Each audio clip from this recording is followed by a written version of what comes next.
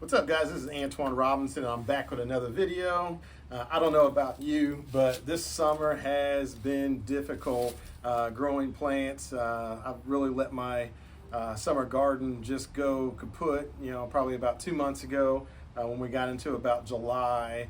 Everything just was toast. It was just so hot, not enough water, and so I really let most of my plants go. So I'm super excited as the temperatures are starting to cool down. Like this week, the high is going to be 82.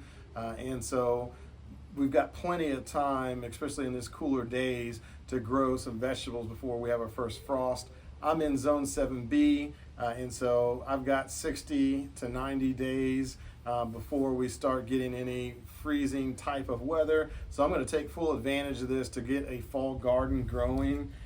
Some of the plants that I'm going to grow are my lettuces. I normally grow 3 or 4 different varieties of lettuce. I'll grow some romaine, I'll grow some butter crunch, I'll do some heading types of lettuces. And so I love lettuces because they'll be ready. Some of my butter crunch lettuces, which I think is still a little too hot for some of the butter crunch, but I can grow some of these romaine varieties and different things. I'll start them inside, and then probably towards the end of September, it'll be cool enough to put them outside. But I'll be able to grow some leafy vegetables as well, leafy lettuces as well as some heading lettuces before it starts getting too cold. I do love lettuce when it gets really cold though, because they really take the cold weather nicely, and they really taste better when the weather's cold. And so I'm looking forward to having some colder weather. I also have kale that I'm looking forward to grow. My kales normally last a couple of years. They're very tolerant to the cold. They normally tolerate the heat a lot better than they did this year. I think with the heat stress, it made them very susceptible to caterpillar damage, and we had a lot of the army worm damage this year. And so between the army worms and the caterpillars, the kale just got decimated. And so I'm looking forward to growing another round here during the fall garden, and these will get up and going. And again, just like the lettuces, they taste so much sweeter when the weather is cooler. So really looking forward to growing some kale. I'll do a red Russian kale and a white Russian kale, and then that'll get me some of my kales for the year. I already have some bunching onions in the garden. They pretty much stay in the garden year round, but I will plant some more as they start to get whited out and fade out. I'll take out some of the ones from the previous years, and I always like to have some bunching onions to replace those. And so we'll add some bunching onions. We'll also do some radishes. Radishes are super easy because they'll be ready in like 30 days. And I'll just pop in some radishes in my container garden, just in spots where I have some gaps in. And so really looking forward to growing some radishes. If you're a beginner garden, those are super easy to grow. I'll also succession plant some carrots. And so I'll do a round here probably this week, and then I'll also do another round in a couple weeks. And that'll really get me a lot of the carrots that I need for the rest of the winter. The thing I love about carrots is I can really leave the carrots in ground. These take about 75 days. These are called the tender sweet carrots from Burpee. They take about 75 days to mature, and I can leave them in the ground past that 75 days and they'll be completely fine. And so I don't need to pull them all out and put them in the fridge. I can just leave them in the soil and they'll be good. And with the colder weather, I won't have to worry about snails or pill bugs bothering them. So these carrots will do fantastic here in my fall garden. Arugula is another one. This kind of comes and goes year to year for me. Some years I like growing arugula, some years I don't. But this year I want to go ahead and add it in because I have the space to go ahead and add it in. And since I lost a lot of plants during my summer garden, and so I'm going to go ahead and grow some arugula, kind of where my strawberry patch was. I'm also going to grow some cabbage. I like to grow a lot of different cabbages throughout the garden. I'll grow some in containers, but I'll also grow some in ground just because it allows me to succession plant, and I don't have to plant all my cabbages all at once. I'll plant 4 this week, and then every other week I'll plant 4 more. That way the cabbages aren't all ready at the same time, but throughout the winter I'll have some cabbages, and these store pretty well. These are the golden acre cabbage from So Right Seeds. These seeds have really done well for me, and they store pretty well, and so looking forward to growing some cabbages. Also growing some broccoli. I've never had good luck with purple broccoli. I tried purple sprouting broccoli last year, didn't get very much, and so but this is the Walden broccoli, did really well, so I'm going to grow some more of this.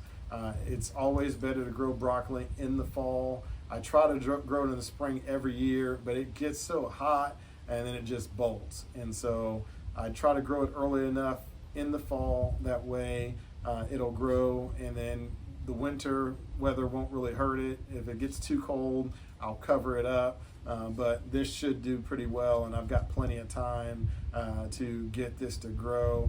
This takes about 75 days, so this is kind of on the back end of the time that I have, but it should be fine if I get it into the garden now. I'm also going to grow some more summer squash. This summer squash is 50 days to harvest. I have some that I still have going in the garden, but I wanted to plant a few more, so I'll have 4 more plants that I'll put in the garden. I have some in containers. I've already had to rip out the in-ground zucchini, so I'll go ahead and just plant this Black Beauty zucchini or summer squash, whatever you want to call it, into the ground. That way we have a little bit more zucchini before the end of the year. Also okra. I grow a couple different varieties of okra, and so I have this Baby Bubba hybrid, which is really good. It's a bush variety of okra, and then I also have the normal Clemson spineless okra, and so I will do both of these. I kind of intersperse the okra. I have a lot of deer pressure here, and so I've kind of interspersed the okra in amongst the rest of my plants. They kind of cover up the smell, because the deer, they just find the okra and they eat the mess out of it. And so I try to hide it the best I can.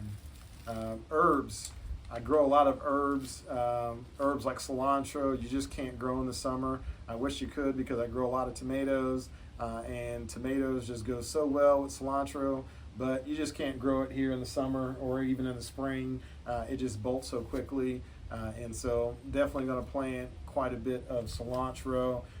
These seeds are just so easy to save, and so I plant a bunch of these, and then I save the seeds year after year to just keep succession planting it. Also, basil is another herb that I like to grow. I already have some basil growing that have been growing all summer, and I propagate the basil so that way I don't have to plant it through seed all the time, but just to kind of rejuvenate things and have new plots of basil growing.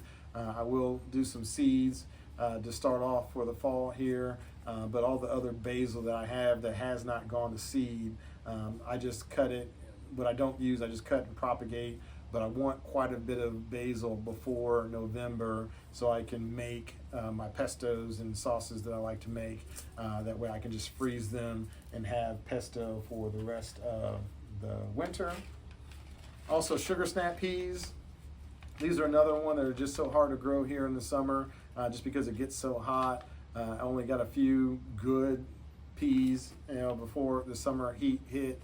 And so looking forward to growing these. These are just super easy just to pop in the ground. It's cool enough now where I can just pop these in the ground and they will do well. So I'll go ahead and put some in the ground, but I'll also put some in my indoor grow lights, under the indoor grow lights. That way, as soon as they kind of get ready inside, which will be a little slower than what it will be outside, I'll be able to plant some more to keep those going. And lastly, not many flowers that I can grow during the winter, but I really love growing nasturtiums during the winter. These will just go until we have a frost, and so I'll intersperse kind of where I have marigolds now. I'll have these nasturtiums that will kind of take the marigolds' place, because the marigolds are starting to peter out, and so I'll put some nasturtiums in. That way they're just a beautiful plant.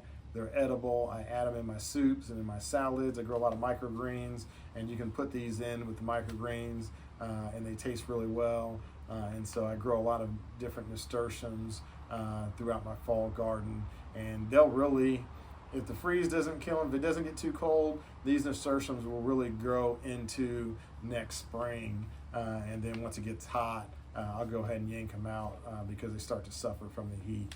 Well, guys, that is what I am growing this fall. I hope you guys have a good growing season this year. Looking forward to doing some more fall videos, looking at my garden. I plan to show some just what I'm kind of planting, and I'd love to see what you guys are planting. If you like this video, please like it. If you want to see more content like this, hey, make sure you hit that subscribe button, and looking forward to going through this growing journey with you. All right, guys, take care.